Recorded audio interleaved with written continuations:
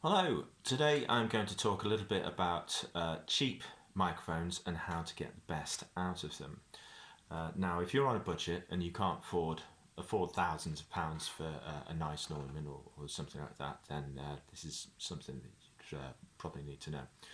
So, I bought one of these about 15 years ago, or what have you. It's a Rode NT1A, and it's renowned for being a little bit harsh, and that is the problem with cheap budget microphones. Some of them sound great, but they've just got a little bit of harshness in the top end. Now, a quick physics lesson. This is the polar response of a microphone. I've just grabbed it on the internet. Most microphones aren't quite as obvious as this, but it shows things off better. So here we've got the green line, which is your bass frequencies, and then as it moves through the colours up to the sort of the blue and the purple, they are the high frequencies. So you can see that the polar response of the microphone starts off very, very wide for the bass frequencies, and as you go up, it narrows down. This works with speakers as well, by the way. So it's just a quality of physics. So with a bit of clever engineering, a very expensive microphone, you will find that the higher frequencies will be spread out more. They'll be broader, so the microphone will pick up a good frequency response, even if you're not directly in front of it.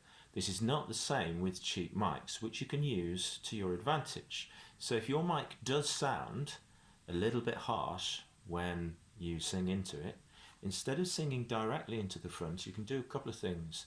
You can either turn it slightly and sing to it in that method, in which case the harsh frequencies will be dulled somewhat, because as you can see on the diagram here, you're going to be over here somewhere, so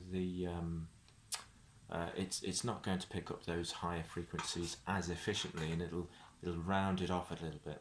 That's one way of doing it. Another way of doing it is, when you've got your mic on your stand, is you can sing over the top of it or aim to sing just underneath it, and it's basically the same principle. In fact, if you don't have a pop filter, what is a pop filter? A pop filter is a foam thing that you, about the size of my hand, that you put in front of the microphone, and it stops the and the wind noise coming from those type of sounds through to the microphone, because you hear it on recordings. Sometimes the people will they'll make the p or the p or the b sound, and there'll be a massive boom as they say that particular syllable. So that's what a pop shield is for. It literally shields the pops. So if you don't have one of those and you're just using the mic, then singing above it or below it is great, because any extra wind noise will miss the microphone. But at the same time, because the microphone is sort of an angle from where your mouth is, it will not pick up the harsher frequencies as accurately, and it will again round those off.